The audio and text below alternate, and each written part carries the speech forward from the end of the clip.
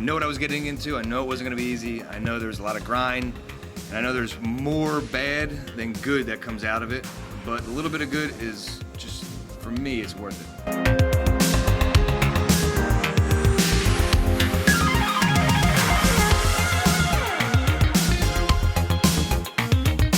Welcome back to another interview here on Tone In Entertainment. Today we're in Homestead, Florida. Hardcore in Homestead, presented by CCW. Yeah. And I'm joined by, once again, the champion of CCW, the heavyweight champion of CCW, the one and only Jackal Stevens. How you doing, Jackal? I am tired, but I'm fantastic. Thank you for asking. How are you? I'm doing fantastic. You just drove down here from Kissimmee because they had a show up there last night. Kissimmee, second Friday of every month. Kissimmee, basically, I forget what the bar's called. I probably should know that stuff, you know what I mean? But we're in Kissimmee the second Friday of every month, and that's where I'm just coming from now. Long drive, 4 hours, turns into 5, turns into 6, and then next thing you know it, you're here about 7 hours later. So it is what it is. I'm not going to complain. It's the life I chose. It's the life I chose, Tone. Some people don't choose maybe a lifestyle that they regret. What do you think about your choice of becoming a professional wrestler? No regrets. No regrets. No regrets. I know what I was getting into. I know it wasn't going to be easy. I know there's a lot of grind, and I know there's more bad than good that comes out of it. But a little bit of good is just, for me, it's worth it. So I have no regrets whatsoever about getting into professional wrestling. I love it. Now, the last time we talked, it was about 5 weeks ago. Yeah. It was right after one of, if I had to do a top 10 match of the year, period. I'm counting everybody, every organization. I watch a lot of wrestling. I'm gonna put this down, okay? Yeah, go for it. Yeah, you got a crazy match tonight with Alex Ocean. I do. You know. I do. Alex used to be a good friend of mine. Decided to throw a chair at my head and, basically start some trouble with me right after the biggest moment of my life, and now we're fighting tonight. And not over that, but just some of the animosity that has built over the past couple of years between him and I, and we're just going to hash it out. He wants to come in here and he wants to come in here and remake a name for himself, then I'm going to allow him to do that. So we're going to do that here tonight in Homestead. We're going to have a little hardcore match. We're going to get bloody. Things are going to get a little bit violent. We're going to hit each other very, very hard, and may the best man win. I was going to say, that's why we had to kind of cut our previous interview a couple weeks ago short afher that match with Ariel Levy. Yeah. Because you went through I don't remember that at all.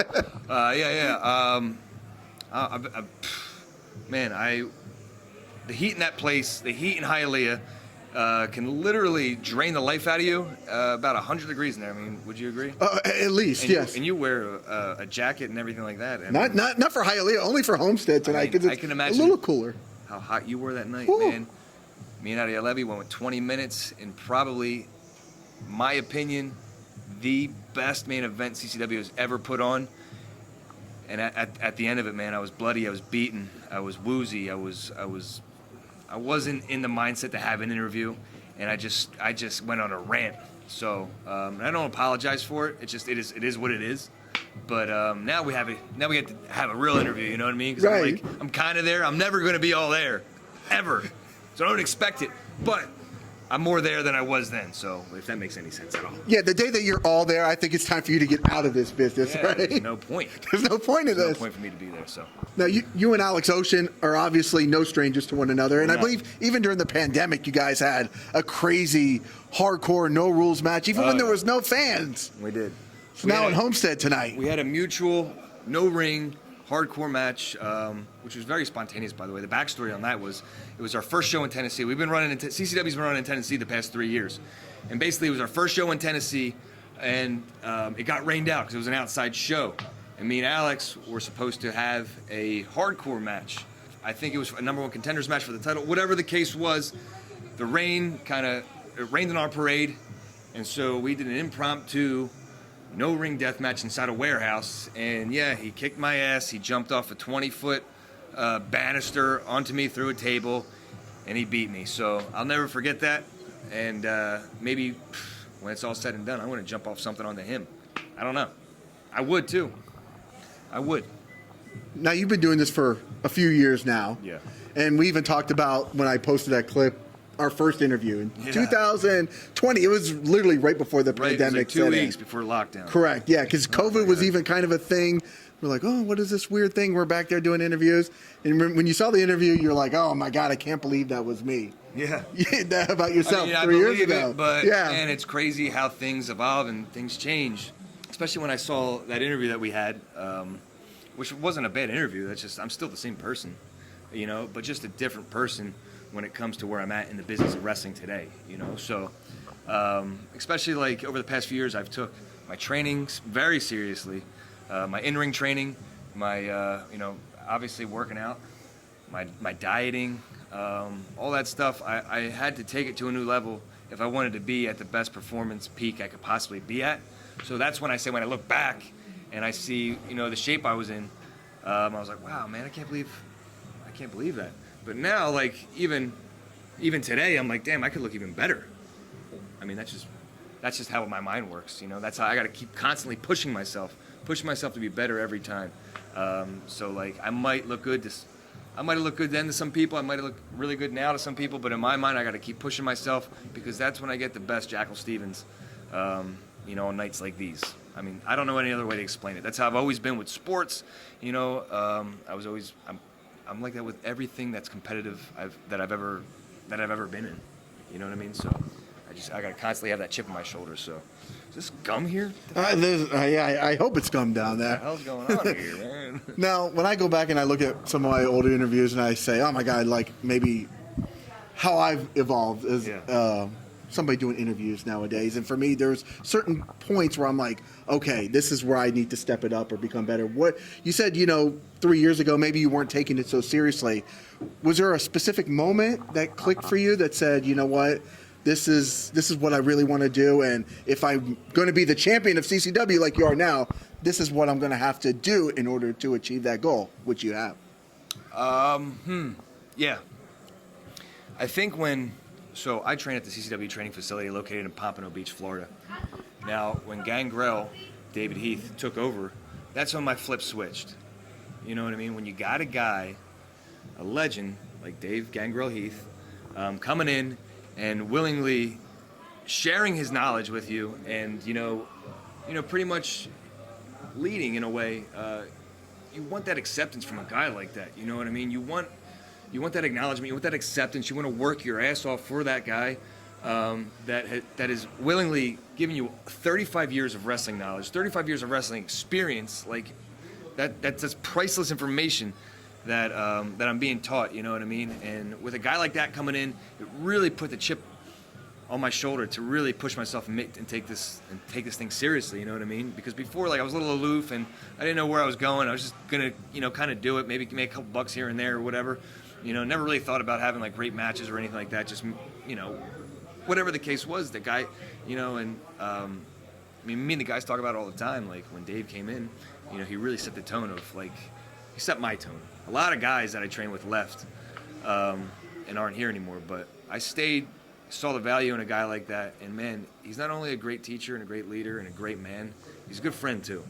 And that's when it changed for me, is when he came over and he started running the CCW training facility as a coach. So I thank him a lot for really challenging me and bringing it to the next level. So I was going to say, when I had Nelio on my show about 6 or 8 months ago, and we talked about that moment about, CCW was doing good things. Yeah. And he was doing great things with GWA at the same time, They were right? killing it. And then circumstances happened that brought them both together. Yeah. I mean, is CCW at the level that they are now without Gangrel running as a trainer? I think it's I'm going to say no and yes, just because it's a team effort, right? So we have Gangrel, we have him training, putting his blood, sweat, and tears, training these, the next generation, so to speak. We have Nelio, we have Dan, who are running the business aspect of it. We have us, the workers, who are constantly pushed by Nelio, Dan, and Gangrel to get better and to train and things like that. So it's just like, it's a team effort. I think with the right formula, creates great results, and I think we're just getting started. And basically, I don't think anybody's like solely responsible. for our growth. I think it's a great team effort. Nelio works so hard. I never seen a guy work so hard before. Never seen a guy work so hard before and so passionate about this company. You know what I mean? So, man, he's in that office editing videos. I mean, I remember when CCW Alive started happening, this guy was editing videos. He's also running like 3-4 other companies, outside of wrestling. And, but all he kept thinking about is what we're doing next, where we're going from here, you know what I mean? And building our brand. And with the right formula around him, we're able to, wrestle every weekend, twice a weekend if that, you know what I mean? And fill these seats in with like 200 plus, which is very hard to do in independent wrestling these days. So like we have it made down here. And if anybody that works here doesn't think that, then they're freaking crazy. Go work somewhere else. It's what I tell people, you know what I mean? So. CCW is Kissimmee, it's Homestead, it's Pompano, it's Hialeah. Port St. Lucie. Port St. Lucie. What would you say is maybe the venue that you look to just a little bit more than the rest of them? Oh, man, Bash of the Brew always will have a sweet little special. There's nothing like it, right? In my heart. You know what I mean? Because that's where it truly all began, It was just a flash, lightning in a bottle, a flash in the pan, you know what I mean? To where it's just like one day, we just ran there. We had a show there, not knowing what would come from it. And we just thought it'd be one show. Boom! 200-300 people show up. And all of a sudden, there's, some whispers or talk and this and that. And we have a monthly show. Bang, next month, more people. And now people are bringing other people. And they're bringing people. And they're bringing people. He's bringing his mom. And he's bringing his mom. And there's just, it's been crazy. And it always have a special place in my heart because those are, some of my best memories. Not only wrestling, but just like, you have boys backstage and you shoot the breeze and things like that. And you just have fun. You go out there and you just have fun, But yeah, like all the other venues are really good too. I love them. But for the most part, Bash at the Brew is like, that's the sweet spot right there for me. So. It is. Yeah. Now, you guys have been absent from Homestead for a while. You're back here tonight for the first time in a while. Yeah. And now when I mentioned Homestead to people, of course, people are like, my God, Homestead? Yes, it took me an hour and 20 minutes to drive out here from my place, but damn it, I came out here to do it. So what is your pitch to people that when they say Homestead, what are they missing out here at the Homestead show? Not only do we have great beer here, not only do they have great food here, we have professional wrestling. Now, if you love professional wrestling, we're going to give you 2 hours of nonstop packed action. Meanwhile, you can enjoy some beer, some food. I mean, I don't know. I know it's a long way, but for the most part, I mean, I know you've drone far for things that are way less cooler than this. You know what I mean? That's for sure, right? I don't know. So yeah, I mean, God, I don't really know how to put it into words.